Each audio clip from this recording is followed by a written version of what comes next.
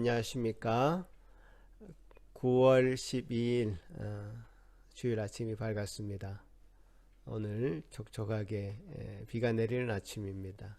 주님께서 우리에게 큰 은혜로, 은혜의 담비로 우리 심령을 촉촉히 적셔 주실 것을 기대합니다.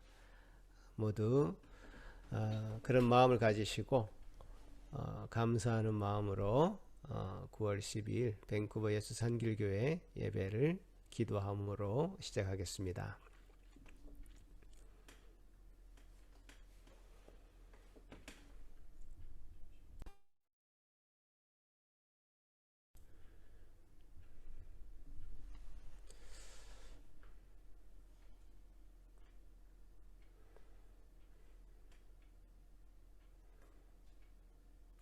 우리의 도움은 천지를 지으신 여호와 이름에 있도다.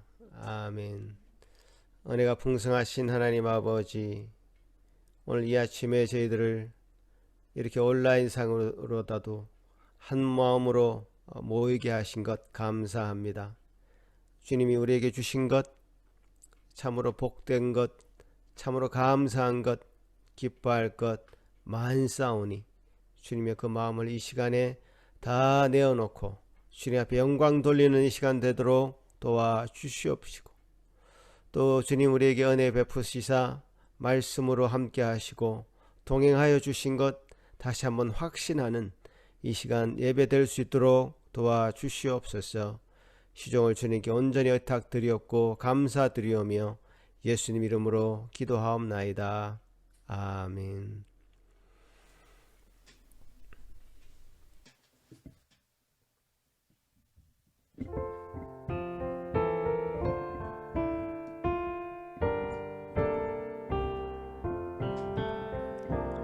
마음 가난한 사람 복이 있나니 천국이 그들의 것이미요.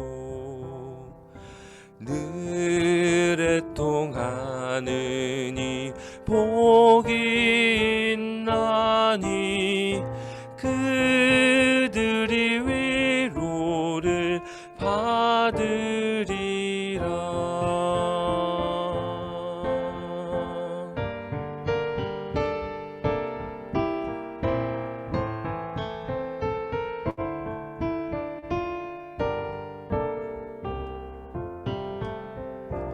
온유한 사람은 복이 있나니 그 땅이 기업이 될 것이요.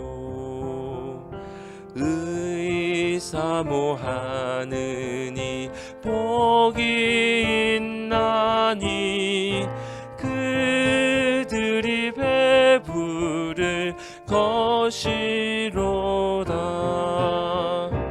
긍휼히 여기면 복이 있나니 긍휼히 여김을 받으리라.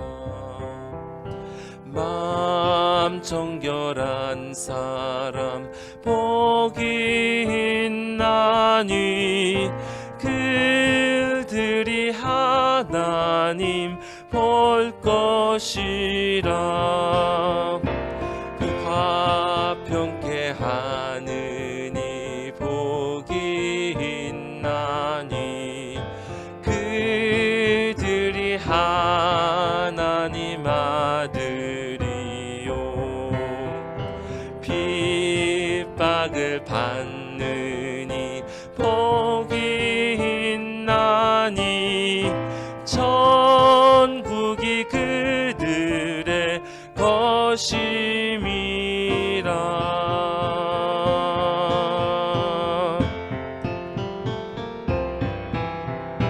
주위의 욕 보면 복이 있나니 하늘의 큰 상을 받으리라.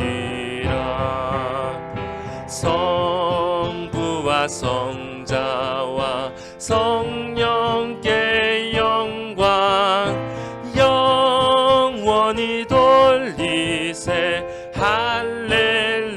성부와 성자와 성령, 성부와 성자와 성령께 영광 영원히 돌리세.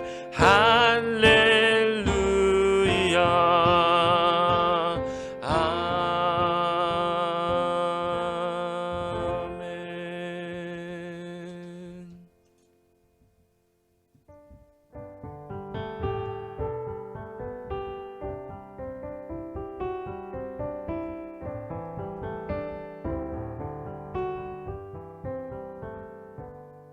성부의 어린 양이 죄 지고 가시니 내 몸에 당할 형벌 다 대신하셨네. 내 죄가 주악하나 그 피로 씻으면 눈같이 희게 되어 티 하나 없으리. 내 죄를 회개할 때 용서해 주시고 병든 몸 고쳐 주사 새 생명 주시네. 내 속에 쌓인 근심 한없이 그것만 주 친히 벗겨주사 위로해 주시네. 내 주를 의지하니 내 맘이 편하고 주 나를 붙드시니 내 앞길 환하다. 임마누엘 주 예수 끝없는 그 사랑 그 향기 바람 타고 온 땅에 퍼지네.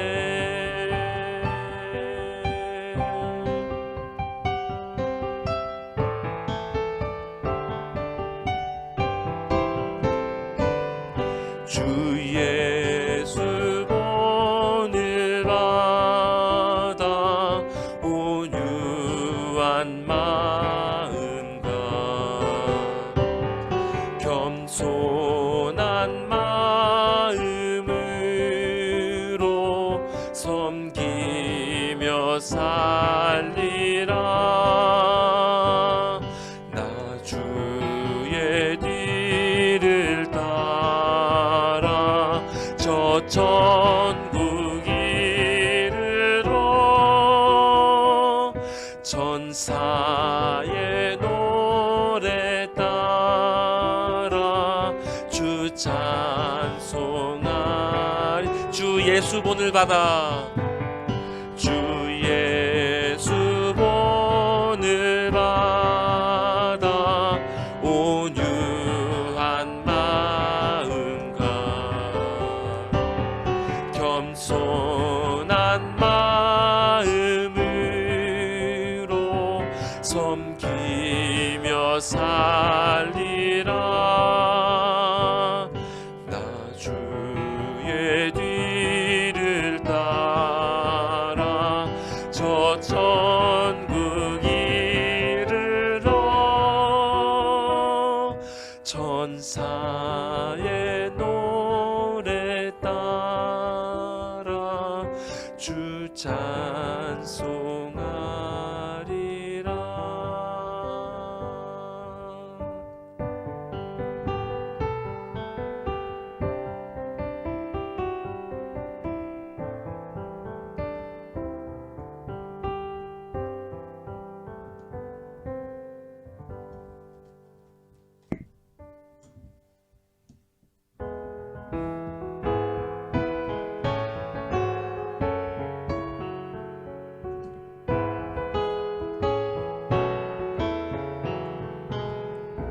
내가 예수 믿고서 죄 사함 받아 나의 모든 것 다 변했네.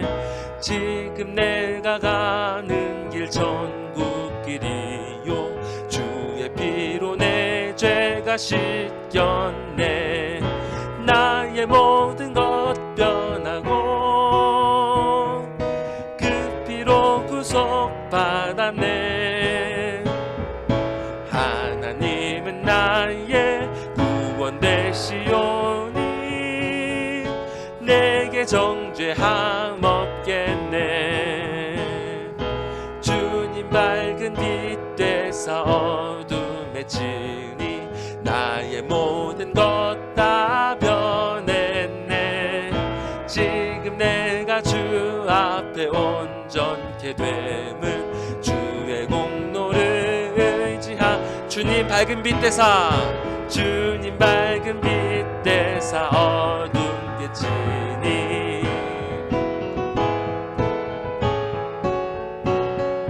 지금 내가 주 앞에 온전케 됨은 주의 공로를 의지함일세. 나의 모든 것 변하고 그 피로 구속받았네. 하나님은 나의 구원 되시오니 내게 정죄함 없겠네.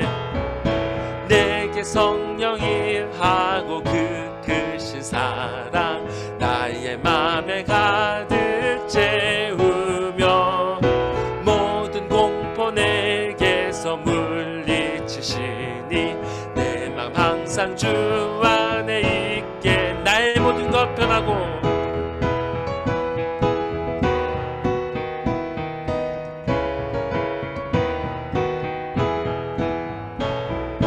하나님은 나의 구원 되시오니 내게 정죄함 없겠네. 나의 모든 것 변하고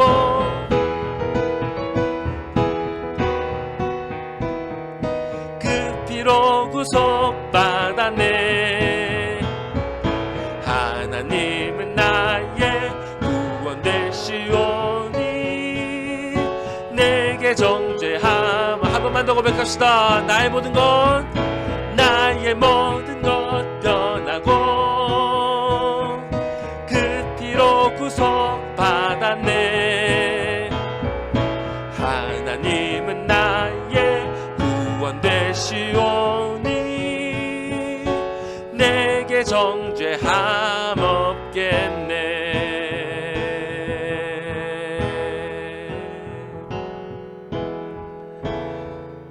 이 시간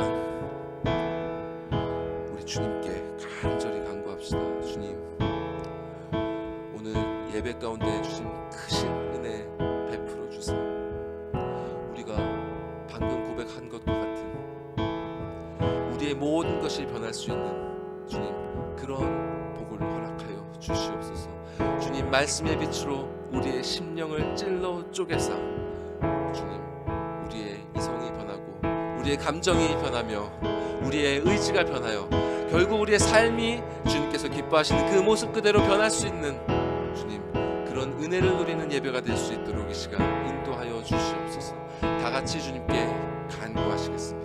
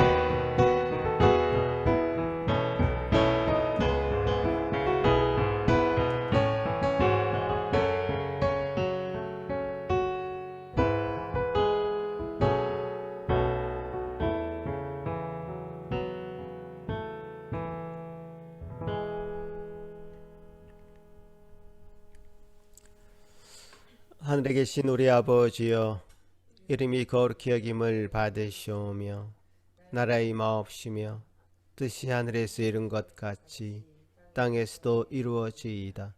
오늘날 우리에게 일용할 양식을 주옵시고 우리가 우리에게 죄 지은 자를 사하여 준 것 같이 우리 죄를 사하여 주옵시고 우리를 시험에 들게 하지 마옵시고 다만 악에서 구하옵소서. 대개 나라와 권세와 영광이 아버지께 영원히 있사옵나이다. 아멘. 시편 143편 교독문 교독하시겠습니다. 여호와여, 내 기도를 들으시며 내 간구에 귀를 기울이시고 진심과 의로 내게 응답하소서. 주의 종에게 심판을 행하지 마소서. 주의 눈앞에는 의로운 인생이 하나도 없나이다. 원수가 내 영혼을 핍박하며 내 생명을 땅에서 엎어서 나로 죽은 지 오랜 자같이 나를 암흑 속에 두었나이다. 그러므로 내 심령이 속에서 상하며 내 마음이 내 속에서 참담하니이다. 내가 옛날을 기억하고 주의 모든 행하신 것을 엎조리며 주의 손이 행하는 일을 생각하고 주를 향하여 손을 펴고 내 영혼이 마른 땅같이 주를 사모하나이다. 여호와여, 속히 내게 응답하소서. 내 영이 피곤하니이다. 여호와여, 주의 이름을 위하여 나를 살리시고 주의 의로 내 영혼을 환난에서 끌어내소서. 주의 인자하심으로 나의 원수들을 끊으시고 내 영혼을 괴롭게 하는 자를 다 멸하소서. 나는 주의 종이니이다. 아멘. 이 시간에 예배를 위해서 양지선 사모님 대표로 기도하실 때 다 같이 기도하시겠습니다.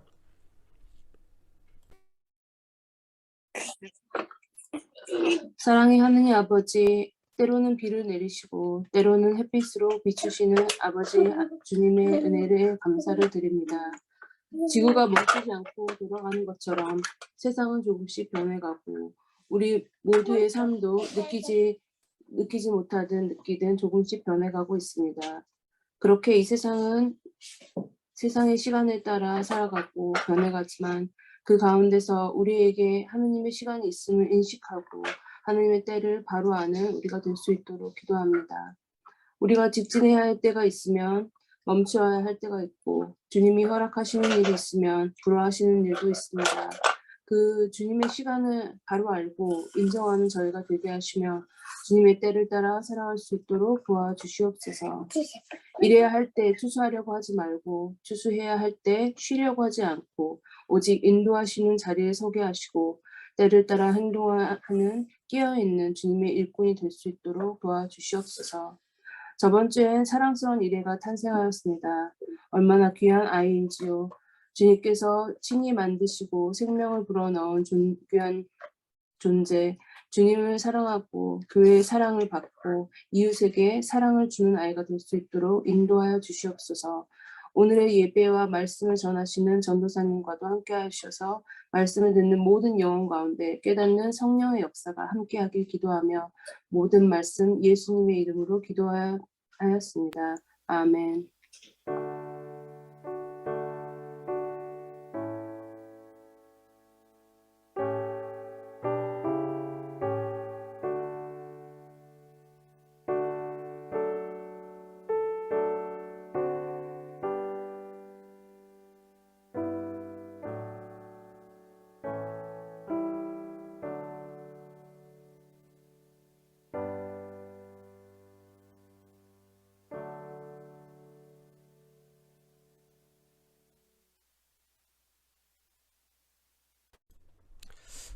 오늘 우리에게 허락하신 하나님의 말씀은 시편 51편 1절에서 19절 말씀입니다. 시편 51편 1절에서 19절 말씀, 제가 그냥 봉독해 올리겠습니다. 하나님이여, 주의 인자를 따라 내게 은혜를 베푸시며 주의 많은 긍휼을 따라 내 죄악을 지워 주소서. 나의 죄악을 말갛게 씻으시며 나의 죄를 깨끗이 제하소서. 무릇 나는 내 죄가를 아오니 내 죄가 항상 내 앞에 있나이다. 내가 주께만 범죄하여 주의 목전에 악을 행하였사오니 주께서 말씀하실 때에 의로우시다 하고 주께서 심판하실 때에 순전하시다 하리이다. 내가 죄악 중에서 출생하였으며 어머니가 죄 중에서 나를 잉태하였나이다. 보소서, 주께서는 중심이 진실함을 원하시오니 내게 지혜를 은밀히 가르치시리이다. 우슬초로 나를 정결하게 하소서. 내가 정하리이다. 나의 죄를 씻어 주소서. 내가 눈보다 희리이다. 내게 즐겁고 기쁜 소리를 들려주시사 주께서 꺾으신 뼈들도 즐거워하게 하소서. 주의 얼굴을 내 죄에서 돌이키시고 내 모든 죄악을 지워 주소서. 하나님이여, 내 속에 정한 마음을 창조하시고 내 안에 정직한 영을 새롭게 하소서. 나를 주 앞에서 쫓아내지 마시며 주의 성령을 내게서 거두지 마소서. 주의 구원의 즐거움을 내게 회복시켜 주시고 자원하는 심령을 주사 나를 붙드소서. 그리하면 내가 범죄자에게 주의 도를 가르치리니 죄인들이 주께 돌아오리이다. 하나님이여, 나의 구원의 하나님이여, 피 흘린 주에서 나를 건지소서. 내 혀가 주의 의를 높이 노래하리이다. 주여, 내 입술을 열어주소서. 내 입이 주를 찬송하여 전파하리이다. 주께서는 제사를 기뻐하지 아니하시나니 그렇지 아니하면 내가 드렸을 것이라. 주는 번제를 기뻐하지 아니하시나이다. 하나님께서 구하시는 제사는 상한 심령이라.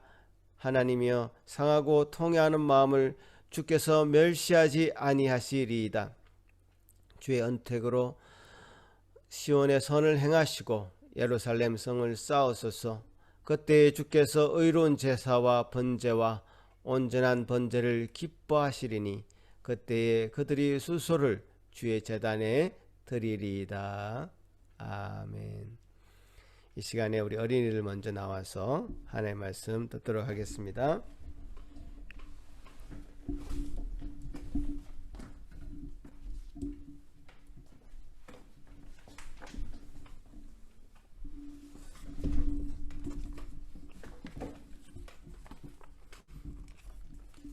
자, 우리 어린이 여러분, 우리 지난 한 주간도 또 하나님께서 보호하셔서 잘 지냈을 줄 압니다. 또 우리 지난주에는 우리 교회에 아주 기쁜 일이 있었죠. 우리 어린이 또 1회가 이제 태어난 그런 기쁜 한 주간이기도 했어요. 우리 지난주 설교는 길 잃은 양에 대한 그런 설교를 우리 서로 나누었는데, 또 어린이들이 보내준 또 그림을 보면서 어떤 내용이었는지 함께 보면 좋을 것 같아요.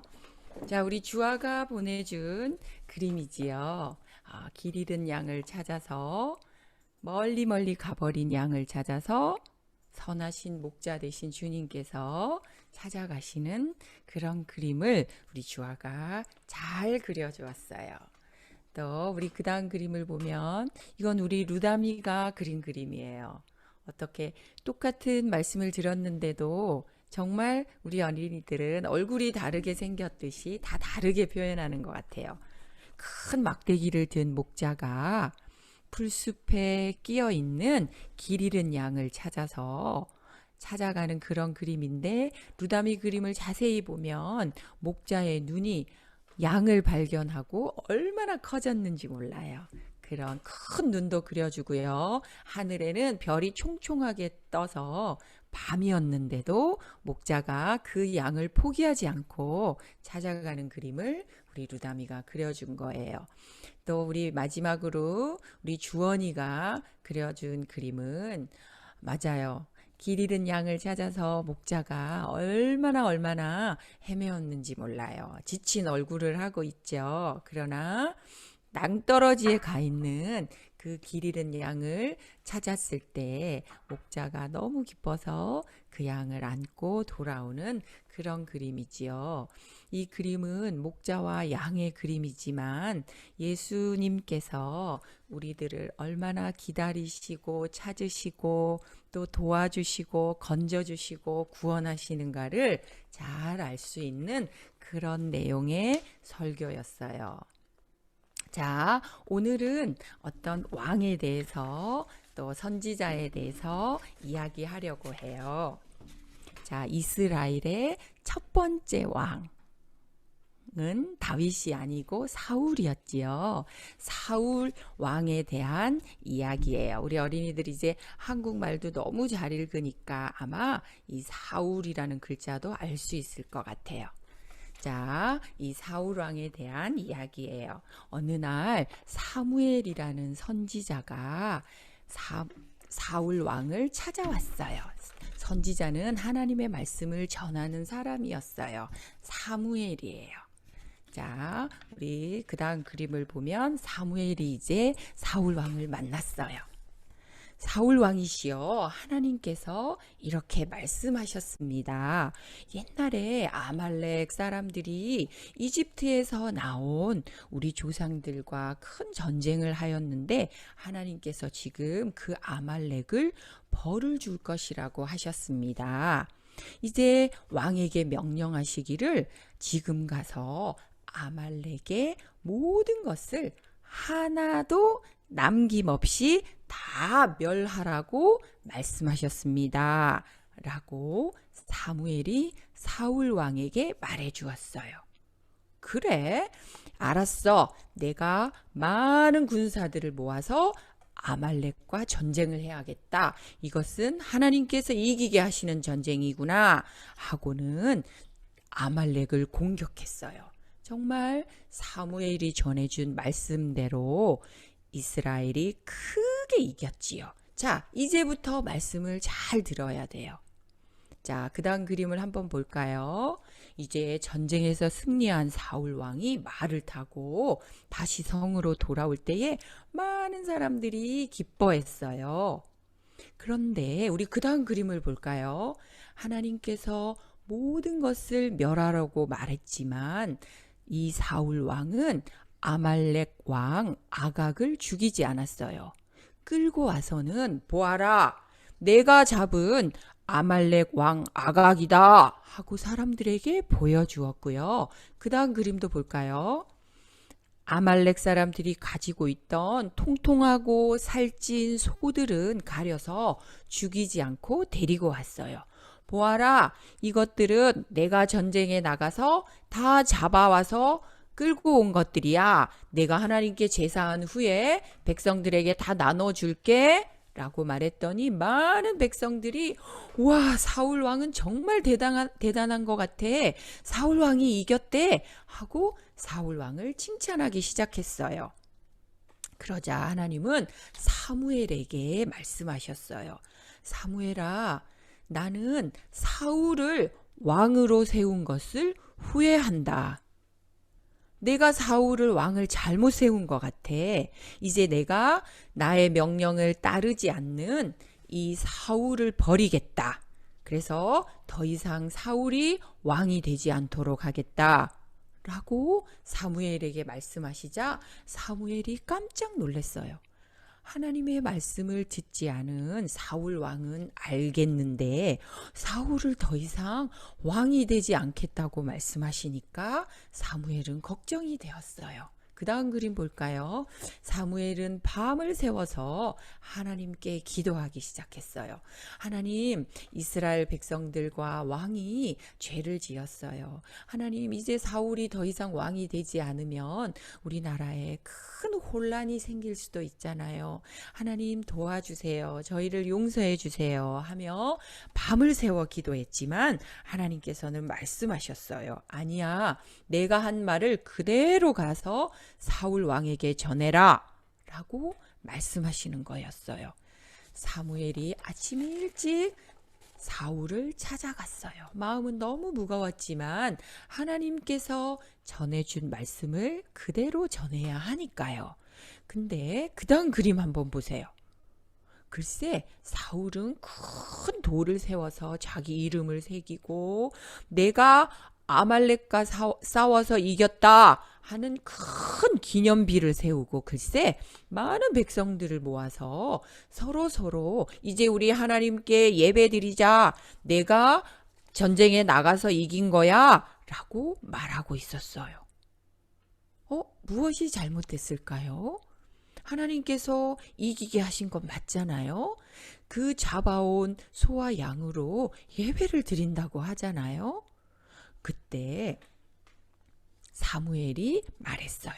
한번 볼까요? 자, 사울 왕이시여, 당신은 지금 큰 잘못을 했습니다. 라고 사무엘이 와서 말하기 시작했어요. 사울 왕은 무슨 말씀이에요? 사무엘, 당신이 말한 대로 나는 아말렉과 싸워서 전쟁에 이겼을 뿐만 아니라 이 좋고 많은 소들을 끌고 와서 지금 하나님께 예배 드리려고 하는데 무슨 말을 하는 겁니까? 그때 사무엘은 큰 소리로 말했어요. 우리 그 다음 그림을 한번 볼까요?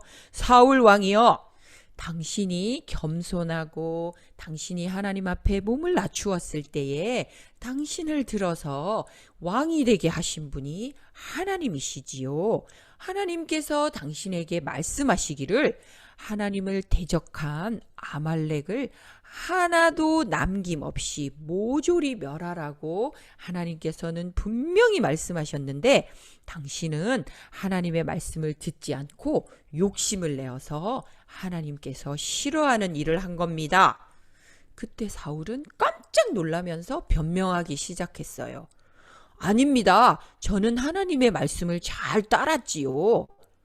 아말렉 왕인 아각만 사로잡아 왔고 다른 사람은 다 죽였고요. 살찌고 통통한 소와 양들은 내가 가지고 왔지만 그 나머지 것들은 다 멸하고 온 것이에요. 그때 사무엘은 다시 말했어요. 하나님께서 제사를 받는 것을 그분의 말씀 따르는 것보다 더 좋아할까요?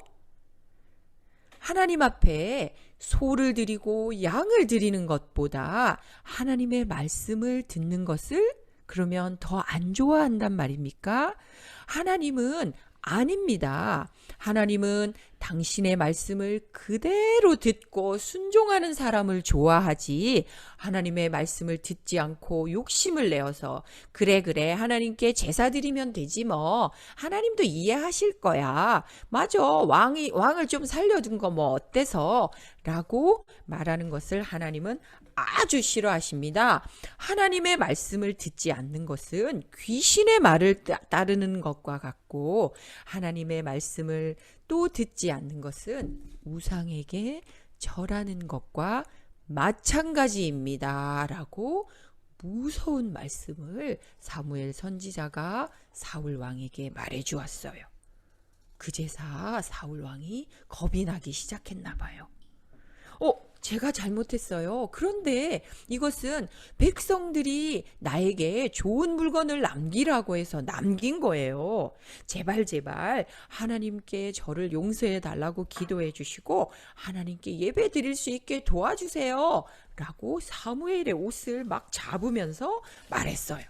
그때 그만 옷이 찢어지고 말았지요. 찢어진 옷을 들고 서 있는 사울을 돌아보며 사무엘이 말했어요. 하나님께서는 절대로 거짓말하는 분이 아닙니다. 한 번 정하신 것을 아무도 바꿀 수가 없습니다. 나를 이렇게 붙잡는다고 해서 하나님께서 정하신 것이 절대로 바뀌지 않습니다. 그때 사울은 제가 잘못한 것 알겠습니다. 그렇지만 백성들 앞에서 예전에 저가 왕이었던 것처럼 저를 왕으로 대해 주세요. 제발 하나님께 예배 드릴 수 있도록은 해주세요. 라고 부탁했지요. 그래서 사무엘이 그와 함께 돌아가서 하나님 앞에 예배를 드렸지만 그 후로는 죽는 날까지 사무엘은 사울 왕을 만나지 않았어요. 우리가 여러분 지금 들어보니까 하나님이 좀 너무하신 거 아니야? 그게 뭐가 잘못이지? 그런데 하나님은 하나님 말씀을 그대로 존중하고 섬기는 사람을 원하시는 거예요. 우리 마음대로 이거 좋아할 거야, 하나님 이거 좋아할 거야 라고 우리의 욕심을 내세워서 하시는 것은 하나님께서 아주 싫어하는 거예요. 예를 들어 볼까요? 옛날에 어릴 때 우리 은성이가 하는 그런 행동을 한번 얘기해 볼게요. 아빠, 저에게 생일이 되면 저에게 장난감 총을 사주실래요? 라고 은성이가 말했어요. 그때 아빠는 생일이 되었을 때 은성이에게 큰 선물을 주기로 했거든요. 은성이가 생일날 그 선물을 열어보니까 글쎄 총이 들어있는 것이 아니라 줄넘기가 들어있는 거예요. 아빠, 이거 제가 원하는 거 아니잖아요. 그때 아빠가 말했어요. 은성아, 장난감 총을 가지고 놀다가 동생 은재가 다칠 수도 있고 사람을 향해서 총을 겨누는 것은 옳은 것이 아니야. 그 대신 줄넘기는 우리 가족 모두 줄을 줄였다 늘렸다 하면서 다 함께 건강해질 수 있는 걸? 라고 얘기했어요. 은성이는 섭섭했어요. 그거 내가 원하는 거 아니었는데? 그리고 아빠도 조금 섭섭했어요. 나는 은성이를 위해서 줄넘기를 선물했는데 은성이는 별로 좋아하지 않네. 맞아요. 사람들은 이렇게 자기가 좋아하는 것을 주면서 상대방이 좋아할 거라고 생각하기 때문에 착각할 수 있어요. 우리가 좋다고 생각하는 것을 하나님도 좋아할 거야 라고 생각할 수가 있겠지요. 사무엘 선지자가 다 멸해버리라고 말했지만 이거 너무 아깝잖아. 뭐라도 좀 남겨야지. 거기까지 가서 큰 전쟁을 했는데. 맞아. 내가 데리고 가서 이거 백성들에게 보여주고 제사 한번 드리고 나서 백성들과 나눠 먹으면 맞아. 백성들이 엄청 좋아할걸? 맞아. 다 없애버린다는 거는 말도 안 돼. 하나님도 이해하실 거야. 이렇게 사울이 생각한 것처럼 말이에요. 하나님은 우리가 꼭 기억해야 돼요. 우리와 다르세요. 하나님께서는 우리 사람이 좋아하는 그것을 다 좋아하는 그런 시시한 분이 아니에요. 우리 마음대로 하나님의 뜻과 말씀을 판단하고 이해해 버린다면 하나님이 절대로 기뻐하지 않으세요. 아빠가 비록 은성이에게 줄넘기를 선물해 주어서 더 아빠가 똑똑한 것 같지만 아니에요. 아빠들도 하나님의 말씀을 잘 들어야 해요. 하나님께서 좋아하시는 것 성경에 기록되어 있어요. 그대로 순종하는 것이 정말 필요하고 하나님께서 비록 말씀하시는 것이 그때는 이해가 되지 않더라도 하나님은 우리보다 훨씬 지혜로운 분이고 우리를 만드신 분이에요. 이해되지 않더라도 그 말씀대로 잘 순종했을 때에 하나님의 때가 되면 다 이해할 수 있을 뿐만 아니라 하나님께 찬송하고 감사하는 날이 반드시 올 테니까요. 자, 이제 우리 말씀 한번 볼까요? 우리 어린이들 한국말 잘 읽는 어린이들이니까 천천히 엄마 아빠랑 함께 읽었으면 좋겠어요. 자, 첫 번째 글자 하자지, 그지? 자, 함께 천천히 읽어볼까요? 자, 시작. 하나님의 어리석음이 사람보다 지혜롭고 하나님의 약하심이 사람보다 강하니라. 우리 함께 기도하겠습니다. 자, 기도하는 손. 하나님, 사울이 열심히 나가서 아말렉과 싸웠지만 그 부분은 순종했지만 모든 것을 멸하라고 말씀하신 그 말씀을 순종하지 않고도 하나님이 기뻐 기뻐하실 거야. 하나님이 이해하실 거야. 라고 생각한 것은 정말 큰 죄였음을 성경에 기록해 주셔서 감사합니다. 저희들도 때로는 맞아. 그냥 이렇게 해도 하나님이 이해하실 거야. 하나님 사랑의 하나님이시잖아. 하면서 마치 하나님이 우리 말을 듣는 것처럼 생각할 때가 있는데 오늘 이 말씀을 들으면서 그렇지 않다. 하나님은 전능자시고 하나님이 원하시는 것을 가장 지혜로운 하나님이 원하시는 것을 정확히 순종해야 된다는 것을 말씀하여 주셔서 얼마나 감사한지 모르겠어요. 하나님, 저희보다 지혜로우시고 저희보다 강하신 하나님이 우리의 아버지가 되어주시고 우리의 하나님이 되어주셔서 감사합니다. 우리 어린이들이 평생 살아갈 동안에 하나님 말씀을 제일 우선으로 삼아서 혹시 이해되지 않더라도 그 말씀 그대로 순종하는 멋진 어린이들 다 되게 해주세요. 하나님, 그리하여서 어릴 때부터 말씀이 우리 아이들의 마음 속에 바르게 잘 심겨져서 어떤 사람이 유혹하고 어떤 사람이 우리를 기쁘고 좋은 길로 인도하는 것처럼 보여도 하나님의 말씀이 노라고 하시면 우리도 노라고 말할 수 있는 용기 있는 어린이들 다 되게 해주세요. 전도사님 통해서 계속해서 말씀 전하실 때에 내가 하나님에 대해서 더 잘 알아야 되겠다 생각하고 말씀에 귀 기울이는 우리 예수산길교회 모든 어린이들 다 되게 해주세요. 감사합니다. 예수님의 이름으로 기도드립니다. 아멘.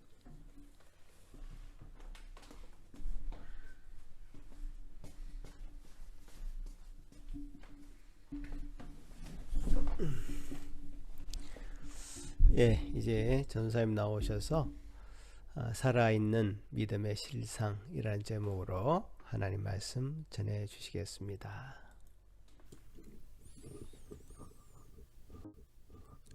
예, 믿음이라는 주제로 오늘까지 5번에 걸쳐서 말씀을 나누고 있습니다. 제가 한 달에 한 번 말씀을 전하고 있기 때문에 거의 반년 가까이 이 주제를 다루고 있는데요. 오랜 기간에 걸쳐 전해드리고 있기 때문에 아마 말씀드린 것들 중에 많은 부분들이 기억나지 않으시리라 생각됩니다. 그래서 오늘은 이 주제 아래 전해드렸던 이전의 말씀들과 오늘 본문에서 주시는 진리들을 종합하면서 이 믿음이라는 장대한 주제를 마무리하고자 합니다. 믿음에 대한 첫 번째 말씀 본문은 탕자의 비유 후반부였습니다. 기억나시는지 모르겠네요. 제가 이 비유를 첫 번째 본문으로 정했던 이유는 어둠이 짙을수록 빛이 더욱 분명하게 드러나기 때문입니다. 탕자의 형, 이 첫째 아들은 돌아온 동생을 위해 잔치를 베푼 아버지를 향해 분노하며 이렇게 말했죠. 내가 여러 해 아버지를 섬겨 명을 어김이 없거늘 내게는 염소 새끼라도 주어 나와 내 벗으로 즐기게 하신 일이 없더니 All these years I have been slaving for you. 내가 당신 밑에서 오랜 세월 노예처럼 섬겼는데도 당신은 나에게 정당한 대가를 지불하지 않았습니다. 첫째는 둘째처럼 그 몸이 아버지 곁을 떠난 것은 아니었지만 그의 마음은 이미 아버지를 완전히 떠나 있었습니다. 이것이 그의 근본적인 문제였죠. 이처럼 몸이 아버지 곁에 머물러 있다 할지라도 그분과 마음이 함께하지 않는 자는 믿는 자라고 볼 수 없습니다. 이는 마치 오랫동안 교회를 다니며 온갖 직분을 맡아 섬겨왔을지라도 그리스도와의 인격적인 관계를 갖지 못한 사람은 믿는 자라고 볼 수 없는 것과 같습니다. 참된 믿음은 거듭난 영혼과 함께 하시는 성령께서 그에게 주시는 선물이기 때문입니다. 성령 하나님과 관계가 없는 사람은 믿음이 있을 수가 없습니다. 이렇게 믿음이 없는 사람은 자신과 하나님에 대한 바른 지식을 가질 수 없기 때문에 그분에 대한 잘못된 감정을 품게 되고 그러한 감정은 그의 삶으로 나타납니다. 이것이 바로 탕자의 형이 보여주는 모습이었습니다. 이와 같은 이유로 자신이 교회에 다닌다고 말하는 수많은 사람들의 삶이 믿지 않는 사람들의 삶과 전혀 다를 바가 없는 것입니다. 이것이 현재 우리가 맞닥뜨리고 있는 짙은 어둠입니다. 이 어둠 속에서 하나님께서는 한 죄인을 부르셨습니다. 그리고 그 죄인은 그를 부르시는 분에게 응답합니다. 이 응답이 믿음에 대한 두 번째 말씀부터 지금까지 다루고 있는 시편 51편 말씀입니다. 믿음에 대한 다른 중요하고 또 유명한 말씀들이 많죠. 히브리서, 로마서, 또 요한 1서 등 여러 말씀들이 많지만 그 중에서도 제가 이 시편을 다루는 이유는 이 말씀이 사람의 영혼 가운데 일어나고 있는 살아있는 믿음의 실상을 잘 보여주기 때문입니다. 사람들은 믿음에 대해서 자신의 지식과 경험을 가지고 이런저런 말을 합니다. 그러나 성령께서 주신 그 믿음이 보이지 않는 사람의 영혼 속에서 실질적으로 어떻게 살아 움직이는지를 말씀을 통해 체험하지 못한 사람은 믿음에 대해 참으로 안다고 할 수 없습니다. 성경에는, 특별히 시편에는 우리의 눈으로는 볼 수 없는, 그러나 신자의 마음속에 분명히 실제하는 그 영적인 다이나믹의 실상이 드러나도록 빛이 비춰지고 있습니다. 이 빛 아래에서 우리는 수천 년 전에 살았던 믿음의 선조들의 그 영혼 속을 들여다봅니다. 그 영혼 속에서 일하시는 하나님과 그분이 주신 믿음이 어떻게 살아 생동했는지를 우리는 볼 수 있습니다. 시편 51편의 빛 속에서 그렇게 우리는 하나님의 마음에 합한 자라 일컬음을 받았던 다윗의 영혼 속을 들여다봅니다. 당시 다윗은 정치적으로 가장 성공적인 시기를 보내고 있었죠. 그러나 그는 성공에 취해 영적인 나태함에 빠져들었고 곧 자신의 욕망을 따라 밧세바를 범하고 그 남편 우리아를 죽였습니다. 그렇게 그의 마음속에서 믿음은 그 자리를 잃고 죄로 인해 결박당하고 말았습니다. 그리고 자신이 범한 밧세바가 아이를 낳고 나단 선지자가 찾아와 책망을 하기 전까지 1년에 가까운 기간 동안 그는 자신이 이전에 걸었던 믿음의 길을 저버리고 양심의 소리를 묵살하며 죄의 길을 걸어갔습니다. 그러나 나단을 통해 말씀의 빛이 그의 영혼을 비추자 죄의 어둠 속에 묶여있던 그의 믿음이 다시 움직이기 시작했습니다. 계시의 빛 아래에 띄어진 믿음의 눈은 그 빛에 드러난 자신의 실체를 바라보게 됩니다.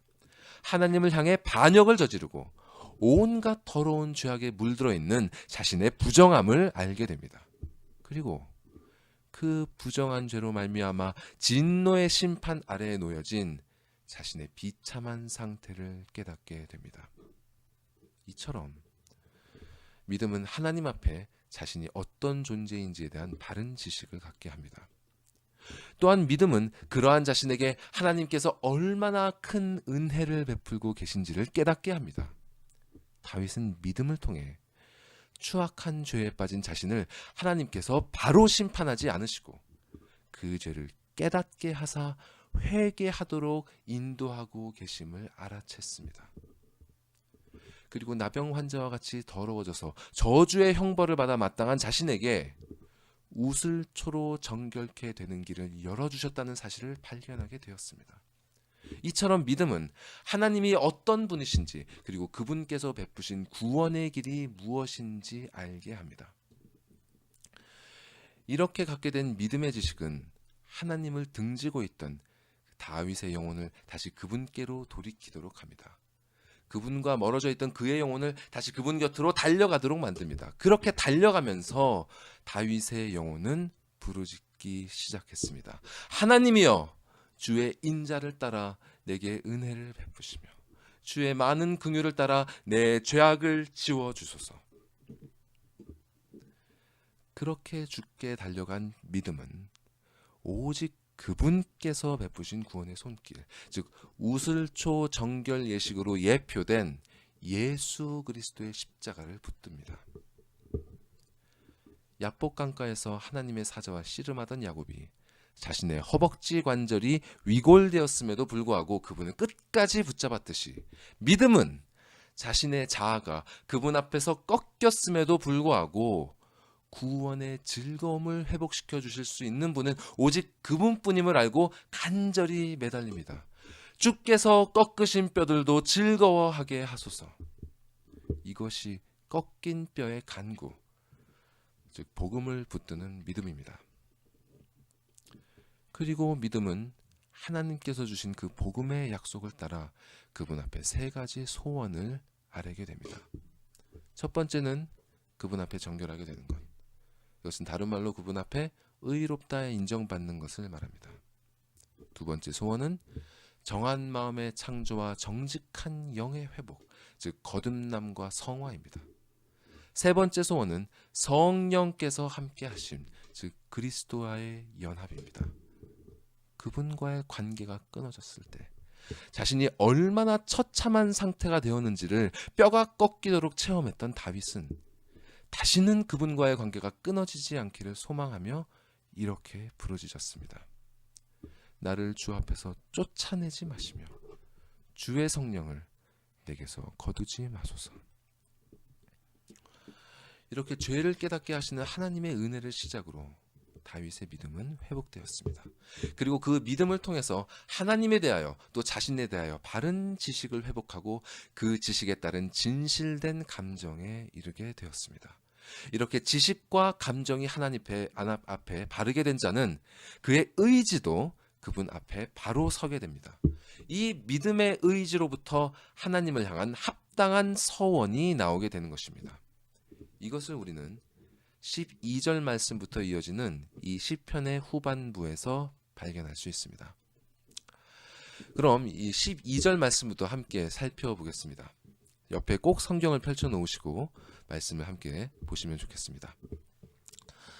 제가 지난번에 다룬 본문의 마지막 구절이 이 12절 말씀이었는데요. 제가 이 구절을 다시 다루는 이유는 하나님께 드리는 합당한 서원의 바탕이 바로 이 구절에서 드러나고 있기 때문입니다. 그 바탕은 바로 구원의 즐거움과 자원하는 심령입니다. 다윗은 자신이 하나님과의 관계를 다시 회복하기 위해서는 성령의 도우심이 필요함을 절실하게 깨달았습니다. 그래서 그는 주의 성령을 내게서 거두지 마소서라고 간구했죠. 그리고 다윗은 성령께서 그에게 어떤 일을 행하실지 이미 알고 있었습니다. 그는 이미 그분과 동행했던 경험이 있기 때문입니다. 다윗은 사울 왕으로부터 미움을 받아 오랜 기간 가족들과도 만나지 못한 채 온갖 그 죽음의 위협을 받으면서 광야 이곳저곳으로 떠돌이 생활을 했습니다. 심지어 그는 목숨을 부지하기 위해 적국의 왕 앞에서 침을 질질 흘리면서 미친 척 연기를 해야 하기도 했죠. 그런 비참한 처지에 놓였었음에도 불구하고 성령 하나님과 함께 동행했던 다윗의 믿음은 넘어지지 않았습니다. 그는 가드왕 아기스 앞에서 미친 척하다가 쫓겨난 후에 시편 34편을 지으면서 이렇게 고백했습니다. PPT를 한번 띄워주시겠습니까? 전문을 보기에는 너무 길기 때문에 제가 몇 구절만 간추렸습니다. 함께 이 말씀들을 읽으시겠습니다. 시작. 내가 여호와를 항상 송축하며 내 입술로 항상 주를 찬양하리이다.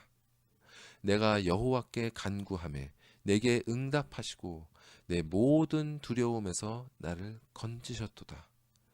이 곤고한 자가 부르짖음에 여호와께서 들으시고 그의 모든 환난에서 구원하셨도다. 너희는 여호와의 선하심을 맛보아 알지어다. 그에게 피하는 자는 복이 있도다. 여호와는 마음이 상한 자를 가까이 하시고 충심으로 통회하는 자를 구원하시는도다. 의인은 고난이 많으나 여호와께서 그의 모든 고난에서 건지시는도다. 아멘. 이처럼 다윗은 하나님의 구원이 무엇인지를 경험했습니다. 그는 자신이 그분께 간구하고 부르짖었을 때 그분이 자신에게 어떻게 행하셨는지를 몸소 체험했습니다. 34편 말씀을 다시 띄워주십시오.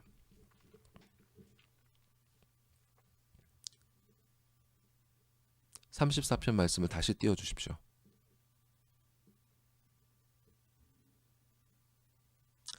4절을 보시면 그가 어떤 경험을 했습니까? 그가 두려움 속에서 간구하자 하나님께서는 그의 영혼을 두려움에서 건져주셨습니다.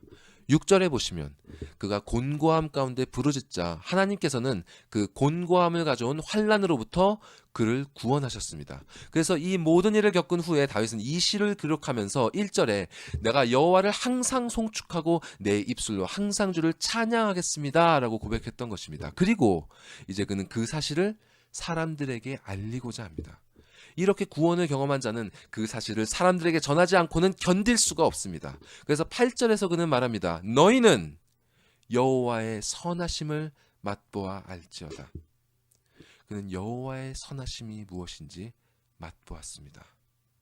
18절에서 그는 자신의 마음이 상했을 때 그분께서 가까이 해주셨던 일과 충심으로 통회했을 때 구원해 주셨던 일을 경험하면서 그분의 선하심을 맛보았습니다. 이러한 경험을 통해 그는 한 가지 진리를 깨닫고 이렇게 고백합니다. 19절에 의인은 고난이 많으나 여호와께서 그의 모든 고난에서 건지시는도다. 이것이 바로 그가 몸으로 경험하고 입술로 전파했던 하나님이었습니다. PPT를 내려주십시오. 그래서 이런 경험을 했기 때문에 다윗은 오늘 본문 12절과 13절에 이렇게 기도할 수 있었던 것입니다.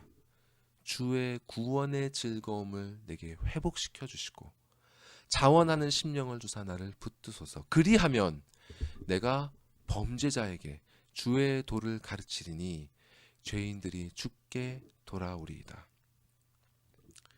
이렇게 구원의 즐거움과 자원하는 심령은 믿는 자가 누릴 서원의 바탕이 됩니다. 이 마음으로부터 나온 다윗의 첫 번째 서원은 범죄자에게 주의 도를 가르치는 것이었습니다. 앞에 그리하면이라는 말이 붙어 있는데요. 사실 이 접속사는 원어 성경에는 없습니다. 그래서 왜 이 말이 들어왔는지를 살펴보니까 대부분의 영어 성경에도 원어에는 없는 then이라는 단어를 붙여서 번역하고 있더라고요. 아마 영어로 읽을 때 그 흐름을 자연스럽게 하기 위해 추가된 것으로 보입니다. 그런데 then을 한국말로 그리하면 이렇게 바꾸면 뭔가 하나님께 조건을 붙이는 것처럼 느껴집니다. 하나님께서 나의 마음을 구원으로 즐겁게 해주시고 내 의지도 자발적으로 그렇게 만들어 주시면 그러면 내가 범죄자들에게 당신의 말씀을 가르치겠습니다. 이런 식으로 말이죠. 그러나 원어에는 이런 말이 아예 없습니다. 즉 여기에는 어떤 조건적인 성격도 없습니다. 그리고 내가 가르치겠다, 이 의지의 표현을 원어로부터 직역하면 이렇게 번역할 수 있습니다. Let me teach. Let me teach. 나로 하여금 가르치게 하소서. 그러니까 이 구절은 이런 의미입니다. 나로 하여금 주에게 반역을 저지른 자들에게 주께서 열어주신 그 구원의 길을 가르치게 하소서. 그리하면 그들이 회개하고 그 길을 따라 주님께 돌아올 것입니다. 이렇게 간구하는 다윗의 마음을 생각해 보십시오, 여러분. 그는 아직 구원의 즐거움과 자원하는 심령을 회복하지 못했습니다. 주님의 성령을 거두지 말아달라 기도하는 가운데 그는 과거에 온갖 환난과 어려움 속에서도 성령께서 주신 구원의 즐거움과 자원하는 심령을 발판 삼아 주의 도를 가르치고 전파했던 일을 기억했습니다. 그는 이것이 자신의 삶에서 어느 순간 없어졌다는 것을 깨달았던 것입니다. 그는 이것이 회복되기를 간절히 기도하고 있는 것입니다. 이처럼 진정으로 하나님의 구원을 맛본 자는 그것을 전하지 않고는 견딜 수 없습니다. 사도행전 9장에 보면 사도 바울이 회심한 사건이 나옵니다. 그리스도인들을 죽이러 갔던 사울은 가던 도중에 예수님을 만나고는 앞을 볼 수 없게 되어서 사흘 동안 식음을 전폐했죠. 그리고 아나니아를 통한 하나님의 부르심을 받고 세례를 받은 다음에 다시 음식을 먹으며 기운을 차리게 됩니다. 그 상황을 사도행전 9장은 이렇게 기록하고 있습니다. PPT를 띄워주시겠습니까?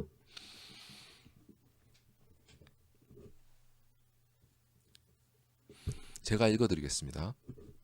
그 바울로 이름이 바뀌기 전에 사울이 일어나 세례를 받고 음식을 먹음에 강건하여지니라. 사울이 다메섹에 있는 제자들과 함께 며칠 있을새 즉시로 각 회당에서 예수가 하나님의 아들이심을 전파하니 듣는 사람이 다 놀라 말하되. 바울은 예수님을 만난 후에 다메섹에 있는 제자들과 며칠 함께 머물렀습니다. 그 며칠의 시간 동안 제자들과의 대화 속에서 그가 주의 도, 즉 구원의 길을 더욱 분명히 깨달았을 것임은 자명합니다. 이렇게 자신에게 베푸신 그 구원이 얼마나 놀라운 것인지를 깨닫는 순간 바울은 즉시로 그 자리에서 일어나 각 회당에서 예수가 바로 하나님의 아들이다 라고 전파하기 시작했습니다. 여러분, 이것이 자연스러운 것입니다. 주의 도를 전하는 일은 목사나 전도사들만 하는 일이 아닙니다. 말씀에 대한 지식이 많은 사람들만 하는 일도 아닙니다. 신앙의 연수가 오래되어 어느 정도 수준에 이른 사람만 할 수 있는 것도 아닙니다. 바울은 그리스도인이 된 지 단 며칠 만에 전도하기 시작했습니다. 하나님께서 그에게 부어주신 구원의 은혜는 그의 마음으로 하여금 예수가 하나님의 아들이다 라고 외치지 않을 수 없게 만들었습니다. 그 PPT 아래쪽에 보이시는 것처럼 이러한 마음을 예레미야 선지자는 불 붙는 것 같아서 골수에 사무친다 라고 표현합니다. 내가 다시는 여호와를 선포하지 아니하며 그의 이름으로 말하지 아니하리라 하면 나의 마음이 불 붙는 것 같아서 골수에 사무치니 답답하여 견딜 수가 없나이다. 여러분, 이 마음을 진정으로 알고 계십니까? 우리는 하나님 앞에서 자기 자신에 대하여 솔직해져야 합니다. 구원을 받은 자는 가만히 있을 수 없습니다.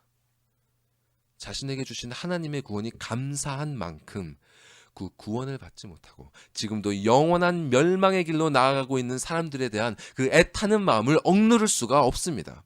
그 안타까운 마음은 그로 하여금 지금 뛰어나가 전도를 하든 그들을 위하여 기도를 하든 하나님 앞에 무엇이라도 행하도록 만듭니다.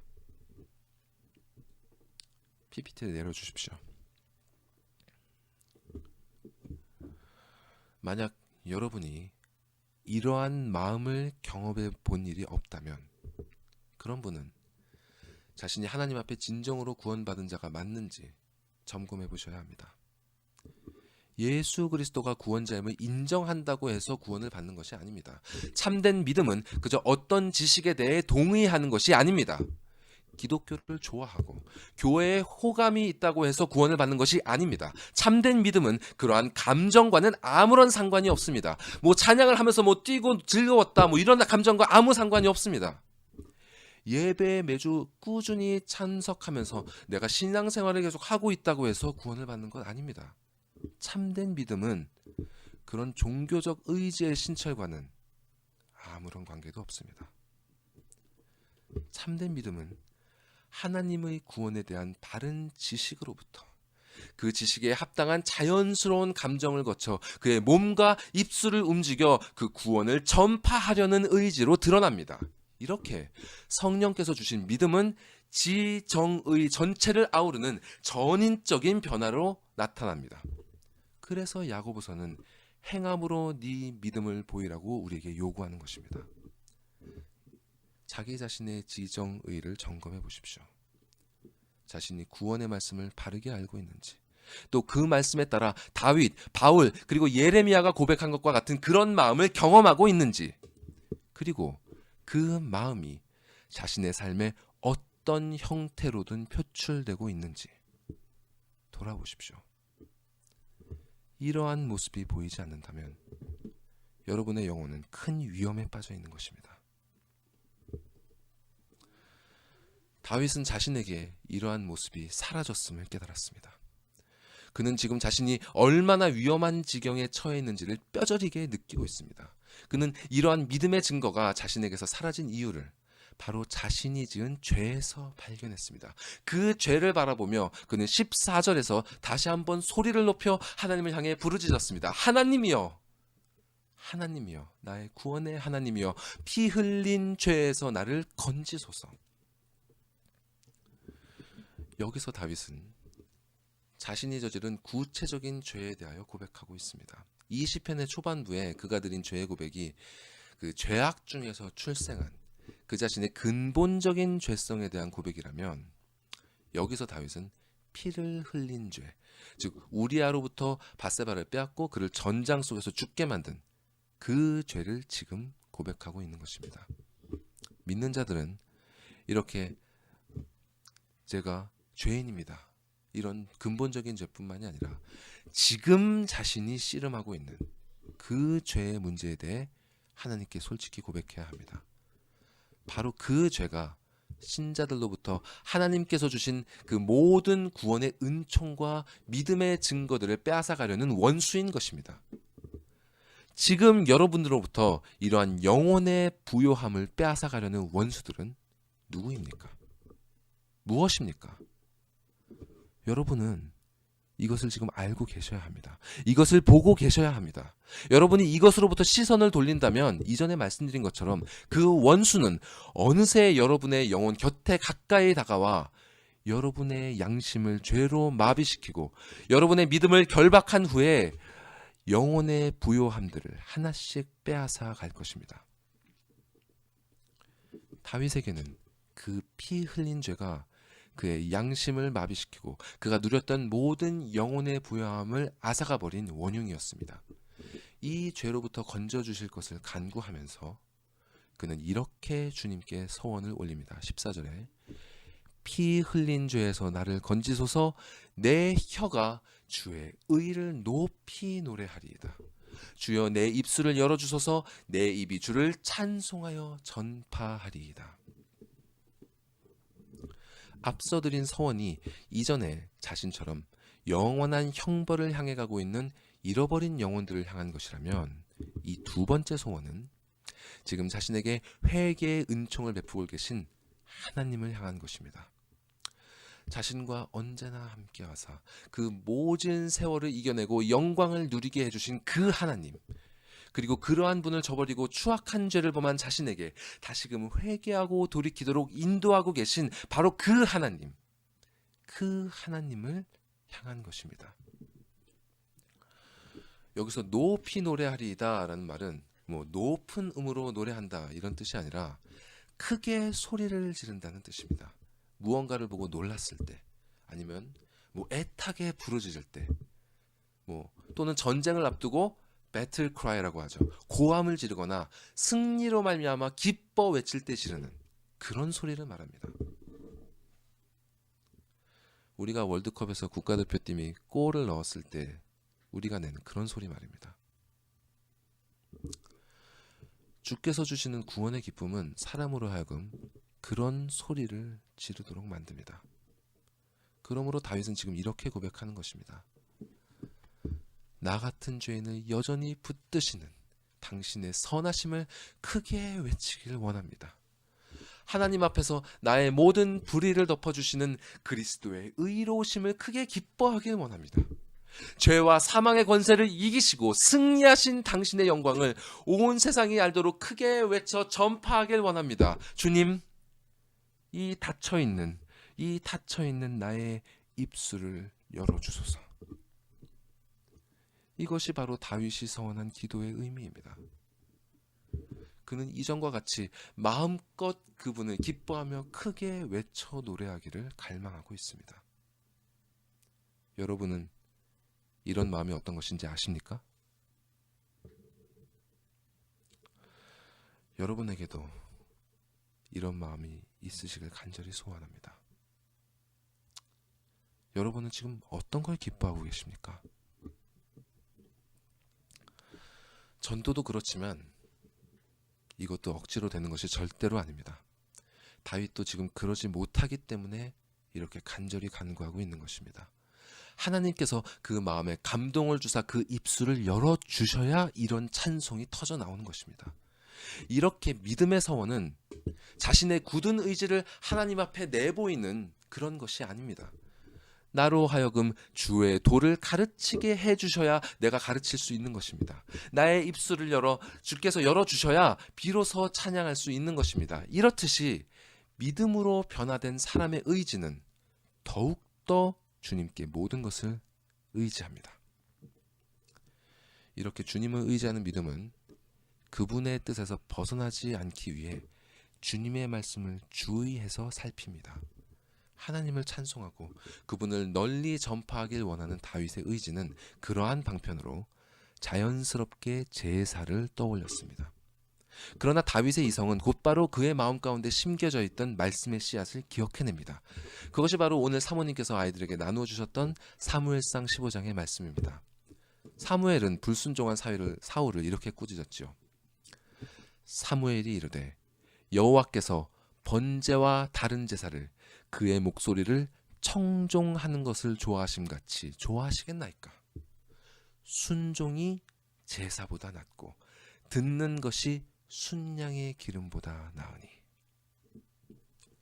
다윗은 자신의 전대왕이었던 사울이 어떻게 하나님으로부터 버림받았는지를 잘 알고 있었습니다. 사울은 하나님을 기쁘시게 한답시고 사무엘을 통해 주신 그분의 말씀을 듣지 않고 자기 마음대로 제물을 준비하여 그분께 제사를 드리려 했습니다. 결국 사울은 하나님으로부터 버림을 받았고 대신 다윗이 기름 부음을 받아 왕으로 세워지게 됩니다.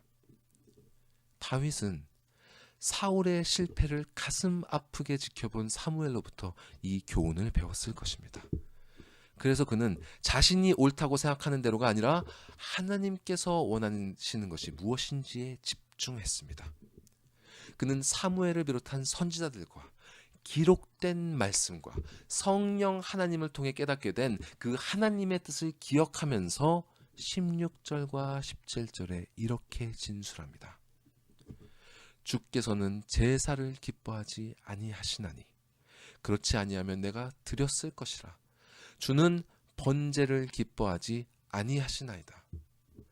하나님께서 구하시는 제사는 상한 심령이라. 하나님이여 상하고 통회하는 마음을 주께서 멸시하지 아니하시리이다. 하나님께서 구하시는 제사는 상한 심령이라.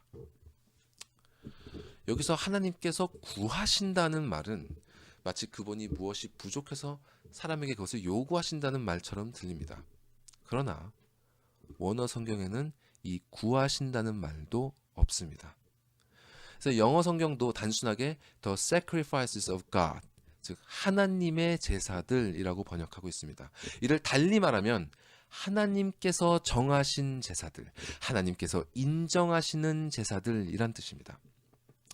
또한 한글 성경과는 달리 원어에서는 복수로 제사들이라고 기록되어 있는 것도 기억할 필요가 있습니다. 하나님께서 정하신 제사들은 번제, 소제, 화목제, 속죄제 등 여러 가지가 있죠. 신명기에 기록된 모든 그런 제사들이 다 하나님께서 제정하신 것들입니다. 그런데 이렇게 하나님께서 제정하사 인정하시는 그 복수의 제사들은 여기서 그대로 복수가 아니라 단수의 제사로 정의되고 있습니다. 그것이 바로 상한 심령, A broken spirit입니다. 상하고 통회하는 마음. 다윗은 이것이 바로 하나님께서 제정하사 인정하시는 그 모든 예배들을 관통하는 예배의 정수라고 말하고 있는 것입니다. 다윗이 이것을 이 시편을 쓰면서 처음으로 깨닫게 된 것은 아닙니다. 이미 앞서서 인용했던 시편 34편에 다윗은 이렇게 고백했었죠. 여호와는 마음이 상한 자를 가까이 하시고 충심으로 통회하는 자를 구원하시는도다. 그는 하나님과의 관계 가운데 이것을 이미 경험했던 것입니다. 또한 이것은 다윗만이 경험한 진리가 아닙니다.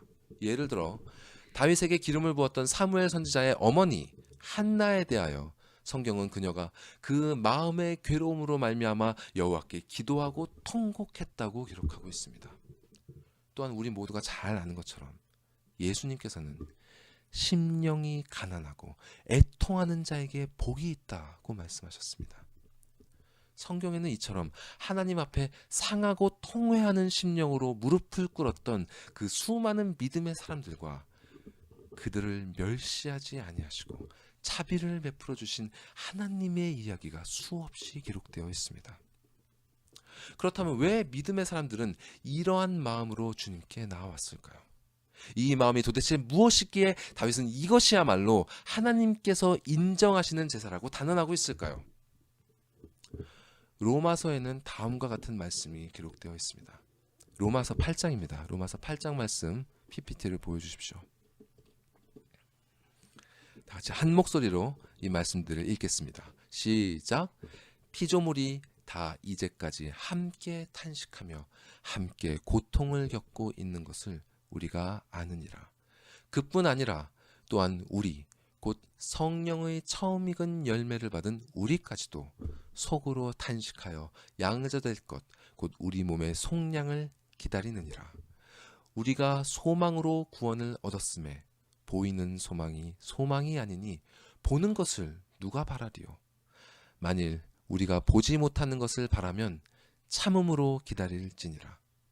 이와 같이 성령도 우리의 연약함을 도우시나니 우리는 마땅히 기도할 바를 알지 못하나 오직 성령이 말할 수 없는 탄식으로 우리를 위하여 친히 간구하시느니라. 마음을 살피시는 이가 성령의 생각을 아시나니 이는 성령이 하나님의 뜻대로 성도를 위하여 간구하심이니라. 아멘.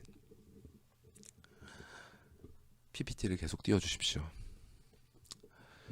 믿음의 사람들이 하나님 앞에 상한 심령으로 나아오는 이유는 그들의 영과 함께 계신 성령께서 탄식하시기 때문입니다.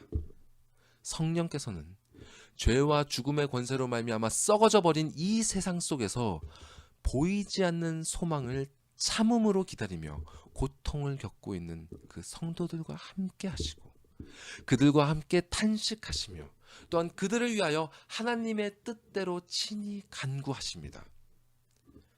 하나님의 영과 참으로 연합된 자는 이러한 성령님의 탄식을 따라 상하고 통회하는 마음으로 주께 나아갑니다.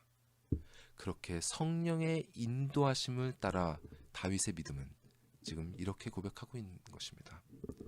하나님께서 구하시는 제사, 곧 하나님께서 제정하사 인정하시는 참된 예배는 상한 심령, 곧 성령 하나님의 말할 수 없는 탄식을 따라 깨어진 심령으로 그분께 나아가는 것이다.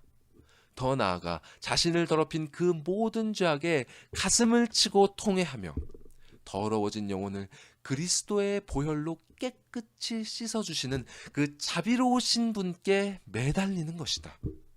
하나님이시여, 당신은 이렇게 당신께 나오는 자를 멸시하지 않으시고 은혜를 베풀어 주시는 분이십니다. PPT를 내려주십시오.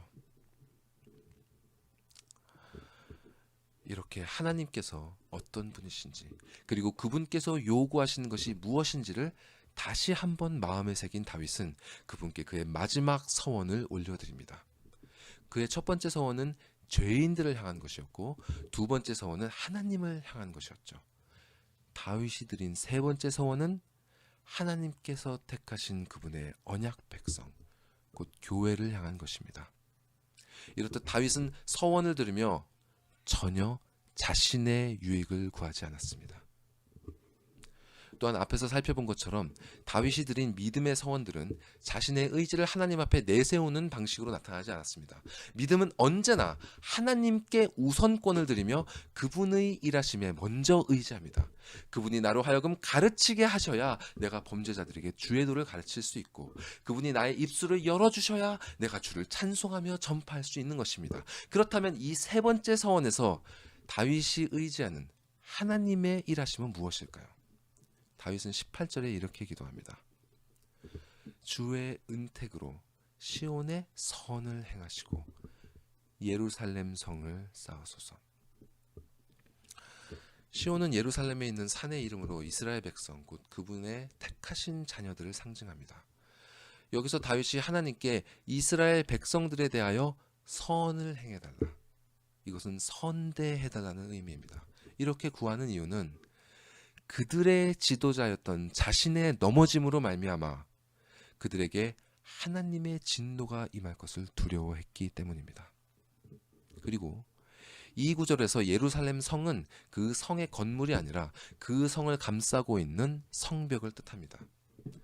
사실 이 성벽은 지금 무너진 상태가 아닙니다. 다윗의 왕국은 지금 최전성기를 향해 달려가고 있습니다. 나라가 부강한 만큼 그 수도를 감싸고 있는 성벽은 굳건히 서 있었을 것입니다. 그러면 왜 다윗은 하나님께 당신의 백성들을 보호할 성벽을 쌓아달라고 부탁하고 있을까요? 그것은 죄의 공격으로 말미암아 넘어져 버린 자신처럼 그분의 백성들이 죄와 사단의 영적 공격으로 인해 넘어지지 않도록 보호해 주실 것을 간구하고 있는 것입니다. 이처럼 참된 믿음을 가진 사람은 자신의 영혼뿐만이 아니라 자신과 관계를 맺고 있는, 특별히 자신의 책임 아래에 있는 사람들의 영혼을 생각합니다. 그들의 영혼을 생각하며 19절에서 그는 마침내 하나님께 그의 마지막 서원을 올려드립니다. 그때 주께서 의로운 제사와 번제와 온전한 번제를 기뻐하시리니 그때 그들이 수소를 주의 제단에 드리리이다. 그때 주께서 당신의 백성들을 긍휼히 여기사 선대해 주시고 성벽을 쌓아 그들을 죄와 사단의 공격으로부터 보호해 주실 그때에 비로소 당신께서는 당신의 뜻대로 드려지는 모든 예배들을 기쁘게 받아주실 것입니다. 그렇게 당신께서 예배를 기쁘게 받으실 바로 그때에 당신의 백성들은 수소, 즉 하나님께서 지정하신 제물 중에 가장 귀하고 값어치가 있는 그 제물을 당신께 아낌없이 올려드릴 것입니다. 이것이 바로 교회의 회복과 예배의 회복을 소망하며 드리는 서원입니다. 여기서 수소를 드리는 주체가 그들, 즉 이스라엘 백성들로 되어 있지만 그들을 인도하는 책임자가 바로 다윗 자신이었던 만큼 이 기도는 그들에게 주의 도를 가르쳐서 하나님께서 인정하시는 바른 예배를 드리도록 인도하리라는 자신의 서원을 고백하고 있는 것입니다. 성령께서는 이렇게 다윗의 믿음을 회복하사 자신에게 주어진 왕으로서의 사명을 상기하게 하셨습니다. 그리고 죄로 말미암아 탄식하고 애통하면서 힘을 잃었던 그의 고개를 들게 해 주시사 믿음의 눈으로 하나님의 일하심을 보게 하셨습니다. 그분께서 가르치시도록 하시면 다시 이전처럼 범죄자들에게 주의 도를 가르칠 수 있을 것입니다. 그분께서 입술을 열어주시면 다시 이전처럼 주의 의로우심을 즐거워하며 소리 높여 노래할 수 있을 것입니다.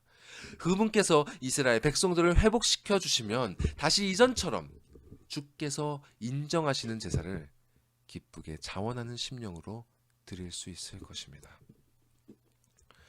이처럼 믿는 자의 서원은 주께서 주신 구원의 즐거움과 자유롭게 자원하는 심령에서 나옵니다.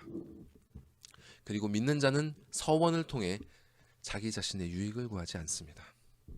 그는 죄인들이 구원을 받는 것과 하나님의 영광과 교회의 회복을 위해 서원합니다. 또한 믿는 자는 자신이 원하는 방식을 추구하지 않습니다. 그는 언제나 하나님께서 무엇을 기뻐하시는지를 살피며 그분의 뜻대로 구하고 서원합니다. 이것이 바로 성령의 인도하심에 따라 믿음의 의지가 하나님께 올려드리는 참된 서원의 모범입니다. 여러분, 지금까지 시편 51편 말씀을 통해서 거듭난 자의 새 영혼의 선물로 주신 믿음이 성령 하나님의 인도하심을 따라 어떻게 살아 움직이는지를 살펴보셨습니다. 이 과정을 보시면서 어떤 생각이 드셨습니까? 이것이 여러분에게 친숙하십니까? 아니면 생소하십니까?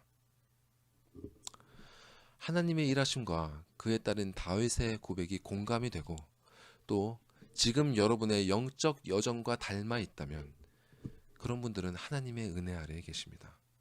이 시편 바로 전에 나오는 시편 50편에서 하나님께서는 그런 분들에게 이렇게 명령하고 계십니다. 주님의 명령을 잘 들어보십시오. 감사로 하나님께 제사를 드리며 지존하신 이에게 내 서원을 갚으며 환난 날에 나를 부르라. 내가 너를 건지리니 내가 나를 영화롭게 하리로다. 주님의 명령을 따라 그분의 은혜에 감사를 드리시고 성령의 인도하심을 따라 믿음의 서원을 올려드리십시오.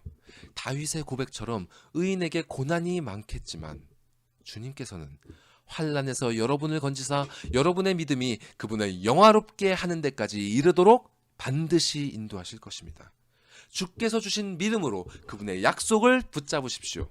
성령께서 여러분과 항상 함께 하실 것입니다.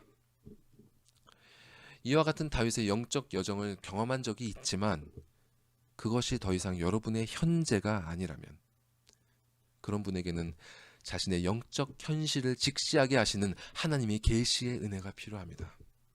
시편 51편에서 다윗이 하나님께 자신의 죄를 어떻게 고백했는지 다시 읽어보십시오. 이와 같은 고백이 공감되지 않으신다면 여러분의 굳어진 마음을 부드럽게 해달라고, 깨어지고 상한 심령을 허락해달라고 간절히 하나님께 구하셔야 합니다. 여러분이 진실로 그분께 나아갈 때 주께서는 여러분의 믿음에 눈을 뜨게 하사 하나님에 대한 지식과 여러분 자신에 대한 지식을 새롭게 해주실 것입니다. 그리고 그러한 지식에 따른 자연스러운 마음의 감정과 그런 감정에 따른 합당한 의지를 허락해 주실 것입니다. 스데반 집사를 돌로 쳐서 죽일 정도로 강팍했던 사도 바울을 단 며칠 만에 변화시켜 주신 하나님께서는 여러분이 어떤 죄로 인해 어떤 상태에 있다 할지라도 회복시켜 주실 수 있는 능력의 주님이십니다. 그분은 그럴 능력이 있으실 뿐만 아니라 그렇게 하길 원하십니다. 그분의 능력과 약속을 믿고 그분께 나아가십시오. 주께서는 그렇게 나아온 자들에게 구원의 즐거움을 회복시키시고 성령으로 자유케 하사 그 믿음이 흔들리지 않도록 붙들어 주실 것입니다. 마지막으로 본인에게 믿음이 있다고 생각하지만 시편 51편에 나타난 다윗의 영적 여정이 낯설고 생소하신 분들은 여러분의 믿음을 점검하셔야 합니다. 하나님께서는 다양한 방식으로 죄인을 인도하여 구원에 이르게 하시지만 그 본질적인 내용은 언제나 한결같습니다. 만약 다윗이 보여주는 죄에 대한 깨달음과 회개 그리고 구원의 길로 제시하신 그리스도를 믿음으로 붙잡는 일이 여러분의 경험이 아니라면 그런 분들에게는 아직 구원의 은혜가 없는 것입니다. 이는 그리스도를 아직 믿지 않는 분들도 마찬가지입니다.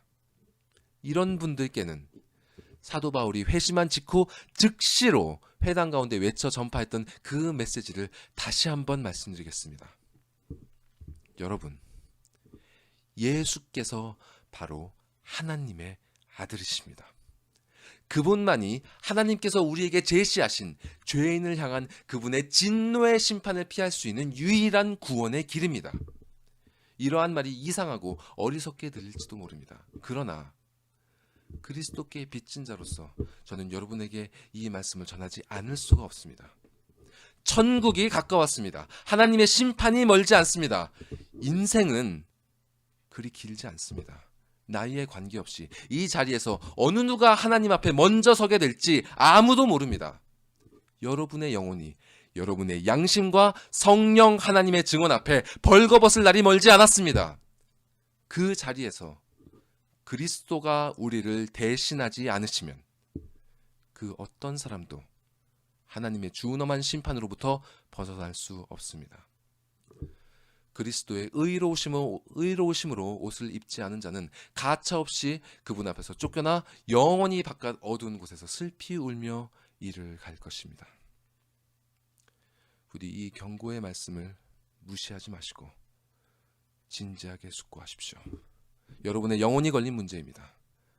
여러분의 영혼이 사는 길은 오직 예수 그리스도를 의지하는 길뿐입니다. 이 사실을 잊지 마십시오. 부디 죄와 사망의 권세에서 다윗을 건져내신 하나님의 자비하심이 우리 모두에게 임하사 그가 고백한 이 주옥과 같은 말씀들이 바로 우리 모두의 고백이 되기를 간절히 소망합니다. 기도하시겠습니다.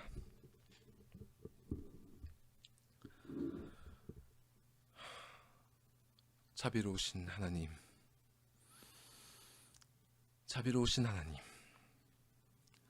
우리를 불쌍히 여겨주시옵소서. 우리를 불쌍히 여겨 주시옵소서. 돌과 같이 굳어진 우리의 마음을 부드럽게 하여 주시옵소서.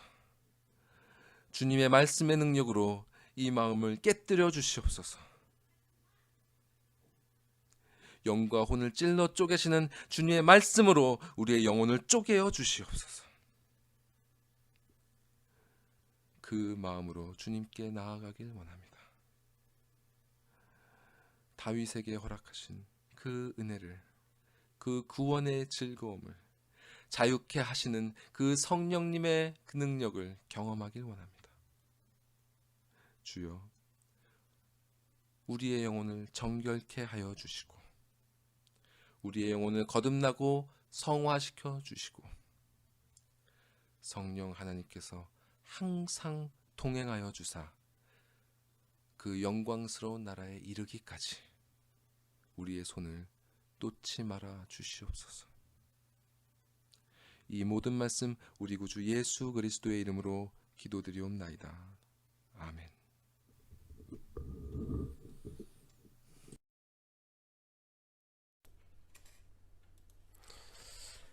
사도신경으로 우리 신앙을 고백하겠습니다.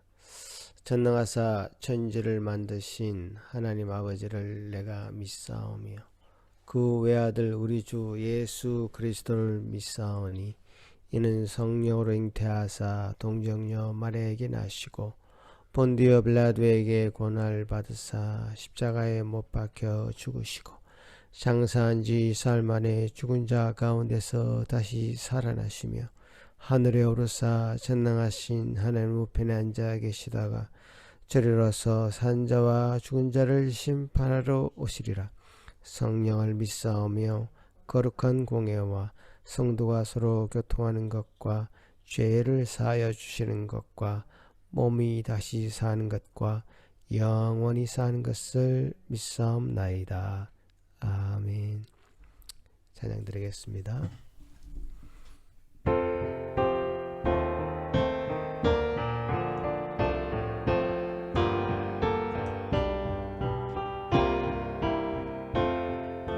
구주 예수 의지함이 심히 기쁜 일일세 영생 허락 받았으니 의심 아주 없도다.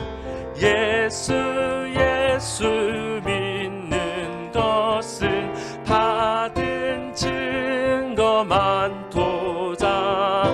예수 귀한 예수 믿음 더욱 주소서.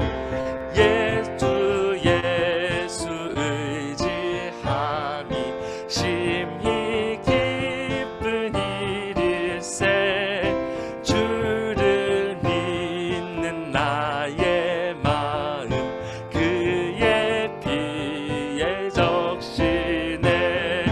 예수 믿는 것은 받은 증거 많도다. 예수 귀한 예수 믿음 더욱 주소서. 구주 예수 의지하여 죄악 벗어버리네.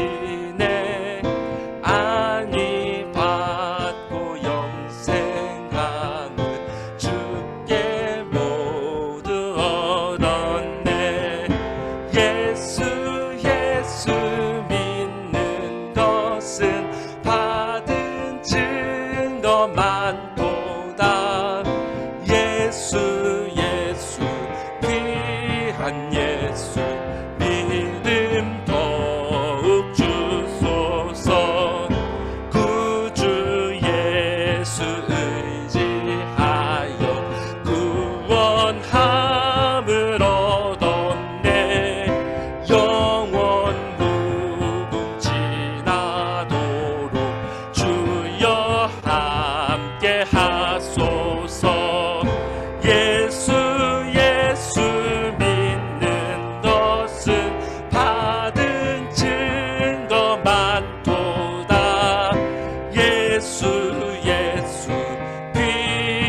예수 믿음 더욱 주소서. 아멘.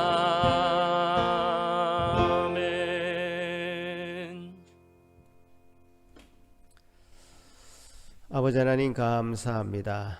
우리 주님, 우리를 위하여 행하신 일이 참으로 많으나 그 중에서 우리의 심령이 높아진 것을 참으로 낮추시기를 원하여서 사무엘 선지자를 또한 나단 선지자를 보내시고 말씀으로 우리에게 경성케 하시고 주님 앞에 엎드리게 하시고 겸손하게 하신 은혜를 감사드립니다.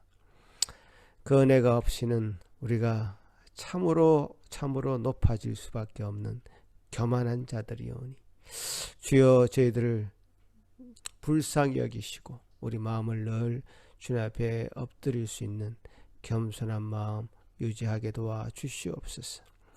아버지 하나님이여, 주님께서 우리에게 주신 이 예배를 통해서 말씀의 풍성함을 또 허락하여 주시고 또 그 말씀에 풍덩 빠져서 주님 우리 마음이 참으로 또 새로워지는 경험하게 하시니 감사합니다.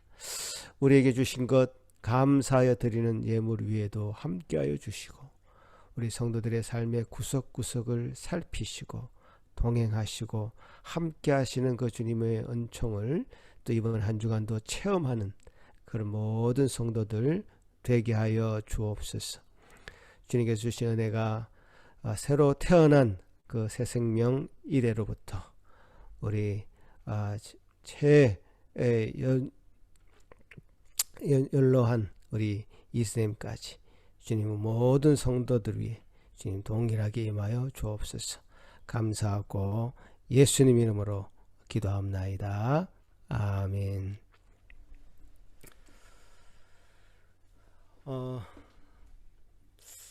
하나님께서는 우리 심령을 감찰하십니다. 무엇보다도 우리 마음을 들여다보시죠.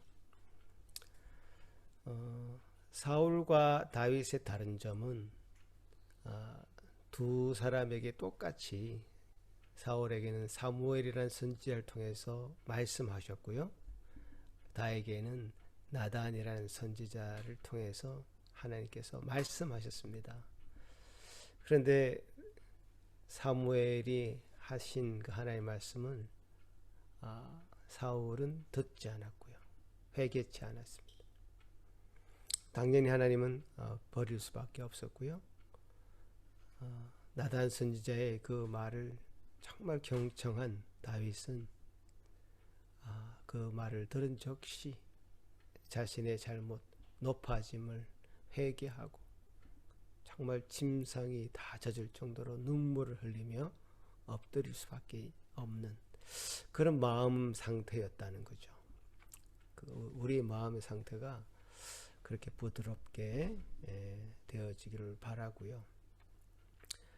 어떤 성공 뒤에는 반드시 내가 이 교회를 이렇게 만들었네, 내가 이 행사를 이렇게 치렀네, 이런 또 어떤 나라를 새롭게 건설할 때, 또 정권이 바뀔 때 자기의 높아짐을 내세우려고 하는 사람 때문에 그 집단이 또 무너지는 것을 보게 됩니다.